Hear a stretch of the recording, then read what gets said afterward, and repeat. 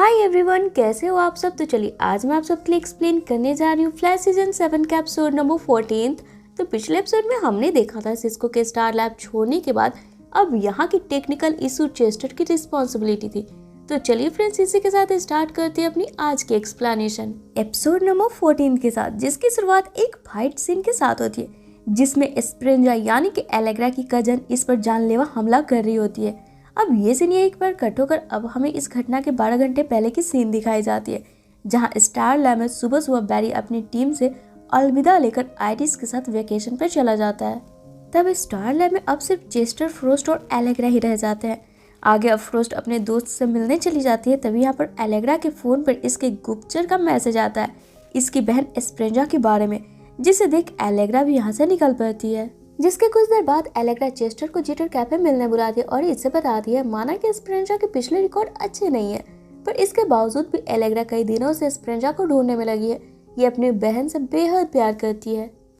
अभी इनकी यहाँ पर बातें चल ही रही होती है, तभी यहाँ पर एंट्री होती है एस्पेरेंजा की, जो कि आते ही बोलती है मैंने सुना तुम मुझे ढूंढ रही हो मेरी बहना, और फिर इस पर अपना यूवी रेज से अटैक करने लगती है और एलेग्रा को भी खूब धोती है। जिस पर पहले तो एलेग्रा इसे समझाने की कोशिश करती है और जब ये नहीं मानती एलेग्रा भी इस पर अटैक करने लगती है, जहां ये दोनों बहनें स्पेनिश में आपस में कुछ बातें कर रही होती है। तभी यहाँ पीछे से सू भी आ जाती है और बाहर से पुलिस की सायरन भी। अब ये सुन एस्पेरेंजा इस वक्त यहाँ से भाग निकलती है, जिसके बाद ये लोग वापस से स्टार लैब लौट आते हैं, जहाँ पर सू एलेग्रा को डांटते हुए बोलती है तुम्हारा दिमाग खराब है क्या, एस्पेरेंजा को अकेले ही पकड़नी चली थी, पता है ना वो कितनी खतरनाक है। जिस पर अब एलेग्रा जिद पर अड़ जाती है कि एस्पेरेंजा जैसे भी है मेरी बहन है, मैं उसे वापस पहले की तरह ही कर सकती हूँ, प्लीज मेरी मदद करो उसे यहाँ लाने में। फ्लैश भी तो यही करता है ना, दुश्मनों को एक चांस देता है, और एस्पेरेंजा तो मेरी बहन ही है। अब ये सुन चेस्टर और कैथलीन इसकी बात पर अब सहमत हो जाते हैं। आगे अब चेस्टर सैटेलाइट पर चेक एस्पेरेंजा 48 घंटे में कहाँ कहाँ गई है वो पॉइंट करता है। तब यहाँ पर दिख रहे पैटर्न को देखकर सू ये गेस कर लेती है कि एस्पेरेंजा इस वक्त कहाँ मिलेगी। तब इधर हम एस्पेरेंजा को देखते हैं जो कि एक डॉक्टर की जान के पीछे पड़ी होती है। तभी यहाँ पर बीच में सू आकर डॉक्टर को भगा देती है और अपने साथ लाए फोटोनिक स्टैंड ग्रेनेड से एस्पेरेंजा के पैरों के पास फेंक देती है, जिससे कि वो इस जगह से हिल नहीं पाती। तब फटाफट एलेग्रा यहाँ एस्पेरेंजा के हाथों को लॉक कर अपने साथ अब स्टार लैब लाकर पाइपलाइन वाली सेल में लॉक कर देती है। तब गुस्से में यहाँ पर एस्पेरेंजा इन पर चिल्लाते हुए बोलती है तुम लोगों की प्रॉब्लम क्या है, क्यों बार बार मेरे मिशन के बीच आ जाती हो। वो डॉक्टर एल्सन जिसे तुम लोगों ने भगाया है वो एक शैतान है, उसी ने मेरी ये हालत करी है और मेरी जैसी और भी कई है जिनकी लाइफ उसने खराब कर दी है, इसलिए मुझे यहाँ से जाने दो। अब यहाँ पर अपनी बहन की ये दर्दनाक कहानी सुन एलेग्रा एस्पेरेंजा को अपने रिस्क पर आज़ाद कर देती है, ये बोलकर कि डॉक्टर एल्सन को पकड़ने में एलेग्रा भी एस्पेरेंजा की मदद करेगी। जिस पर सू इसे वार्न भी करती है कि हमें इस पर भरोसा नहीं करना चाहिए। इसके बावजूद भी एलेग्रा अपनी बातों पर अटल रहती है। वहीं अब दूसरी तरफ हम जोई को देखते हैं, जो कि लास्ट एपिसोड में जितनी भी क्रिस्टिन के खिलाफ सबूत थी इकट्ठा किए थे वो पूरी फाइल सीधे लाकर क्रिस्टिन के टेबल पर रखते हुए बोलता है वैसे तो मैं एक कॉप हूँ, सबूतों पर यकीन करता हूँ, पर फिर भी मैं तुम्हें एक मौका देना चाहती हूँ कि इस फाइल में जो भी तुम्हारे खिलाफ है क्या तुम इसे एक्सेप्ट करती हो।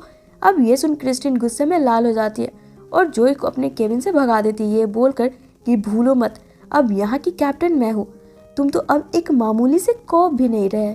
याद नहीं है क्या तुमने खुद ही अपनी मर्जी से रिजाइन दी थी। जिसे सुन अब जोई चुपचाप यहाँ से निकल जाता है और फिर सेसिल को आकर पूरी बात बता देता है, जिस पर ये दोनों काफी परेशान हो जाते हैं कि क्रिस्टिन अपने सिटी के साथ इतना बड़ा धोखा कैसे कर सकती है। कि तभी यहाँ पर जोई को क्रिस्टिन का मैसेज आता है वापस से मिलने के लिए, जिस पर पहले तो सेसिल जोई को जाने से मना कर देती है, पर फिर दोनों आपस में डिस्कस कर जोई क्रिस्टिन से मिलने को तैयार हो जाता है। तो इधर स्टार लैब में एस्पेरेंजा एलेग्रा को इसकी पावर को कंट्रोल करना सिखा रही होती है, पर एलेग्रा से उतना कुछ खास नहीं हो पाता, जिस पर एस्पेरेंजा इस पर गुस्सा करने लगती है। तभी यहाँ पर सू आ जाती है और एलेग्रा को बोलती है तुम्हारे पास अभी भी सोचने का वक्त है, सोच लो। जिसे सुन एस्पेरेंजा अब सू पर अटैक करने लगती है। तब हमारी सू भी कुछ कम थोड़े ना थी। आगे अब इन दोनों की दमदार वाली फाइट शुरू हो जाती है। तब बाहर से यहाँ पर चेस्टर इन लोगों के लिए स्नैक्स लेकर आ रहा होता है। तभी एस्पेरेंजा सू पर अपने यूवी रेस से अटैक करती है। तब सू तो साइड हो जाती है, पर ये जाकर चेस्टर को लग जाती है, जिसके कारण कि चेस्टर घायल होकर वहीं पर गिर जाता है। तब एलेग्रा यहाँ पर एस्पेरेंजा पर गुस्साते हुए बोलती है ये क्या तरीका है। जवाब में एस्पेरेंजा बोलती है क्या फर्क पड़ता है, तुम लोग जियो या मरो, सब के सब यूजलेस हो। मुझे तुम लोग जैसे यूजलेस लोगों की जरूरत नहीं है, अकेले ही संभाल लूंगी मैं आगे। और इतना बोल स्प्रिंजा यहाँ से अकेले ही डॉक्टर ऑल्सन के पीछे निकल पड़ती है, जिसके आगे जब चेस्टर को होश आता है, एलेग्रा इससे माफी मांगते हुए दूसरी ओर चली जाती है, ये सोचकर कि सब इसकी गलती है। आगे जब एलेग्रा अकेली बैठी होती है, सू आकर इसे समझाती है, तुम गलत शख्स के पीछे पड़ी हो, वो कभी नहीं सुधर सकती। इसके बावजूद भी हम एलेग्रा को देखते हैं जो कि अभी भी अपने डिसीजन पर ही अटल रहती है और वो अब यहाँ से निकल कॉर्टेक्स में आती है। यहाँ पर चेस्टर अब एलेग्रा को एक मशीन पर अपनी एनर्जी को प्रोड्यूस करने बोलता है ताकि इसकी एनर्जी से मैच कर स्प्रिंजा इस वक्त कहाँ है सैटेलाइट ये ट्रेस कर सके, क्योंकि जैसा हमें पता है दोनों बहनों की पावर्स बिल्कुल एक जैसे ही थी।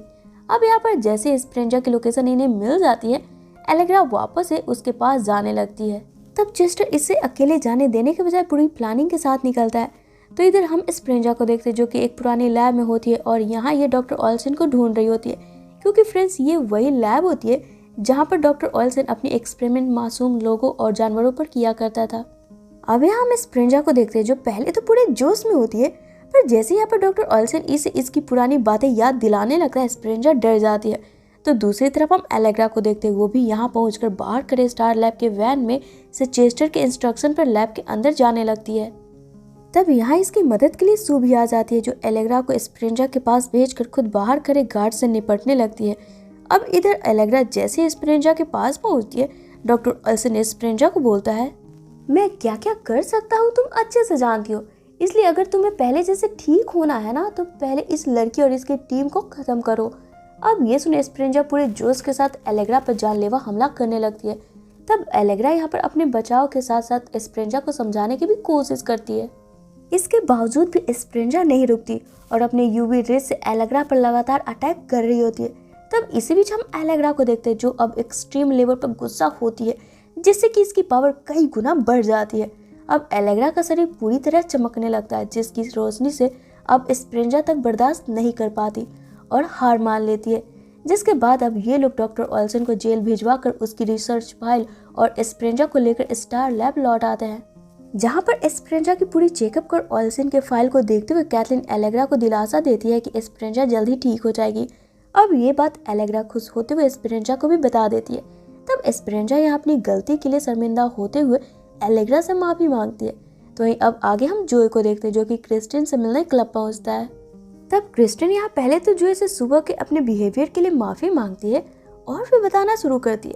दरअसल इसका एक गोद लिया हुआ भाई था जिसका नाम कि एडम क्रैक है। क्रिस्टिन उस पर आंख बंद कर विश्वास किया करती थी, पर उसने क्रिस्टिन के ही आड़ में आकर दुश्मनों से हाथ मिला लिया पैसों के खातिर। तब उस वक्त मामला बिगड़ने से पहले क्रिस्टिन ने सब अपने सर लेकर मामला शांत कर लिया था। तब उसी वक्त से एडम भी लापता है, यानी कि जोए ने जो भी सबूत इकट्ठे किए थे क्रिस्टिन के नाम पर वो सब एडम ने किया था क्रिस्टिन के आड़ में। इसलिए अब क्रिस्टिन चाहती है कि एडम को ढूंढने में जोए इसकी मदद करे। तो दूसरी तरफ अब स्टार लैब में बैरी भी वेकेशन से लौट आता है। तो अब एपिसोड के आखिर में हम मार्क को देखते हैं जो कि खुलेआम रात के वक्त सड़क पर घूम रहा होता है कि तभी यहाँ पर फ्रोस्ट भी आ जाती है और मार्क को रोकते हुए इसे बोलती है, तुम जेल तोड़कर वापस से निकल गए। जवाब में मार्क हंसता हुआ पेपर आर्टिकल दिखाता है जिसमें स्टेट विटनेस के नाम पर मार्क को भी बेल मिल गई थी, यानी कि ये भी अब फ्रोस्ट की तरह ही बेल पर आज़ाद हो चुका था। जिसे सुना फ्रोस्ट अंदर ही अंदर खुश हो जाती है क्योंकि मार्क तो हमारी आइस क्वीन का क्रश है ना। और इसी के साथ ये एपिसोड यहीं पे खत्म हो जाती है। तो फ्रेंड्स ये थी मेरी आज की वीडियो। अगर आपको पसंद आई हो ना तो वीडियो को लाइक और शेयर करना बिल्कुल ना भूलें। साथ ही अगर आप मेरे चैनल पर न्यू हो तो इसे ऑल बेल नोटिफिकेशन के साथ सब्सक्राइब भी जरूर कर ले, ताकि मैं जब भी नेक्स्ट वीडियो डालूँ ना आपको उसका नोटिफिकेशन मिल जाए और मुझे आप सबका सपोर्ट। तो चलिए फिर मिलते हैं अपने नेक्स्ट वीडियो में। Till then take care and bye bye.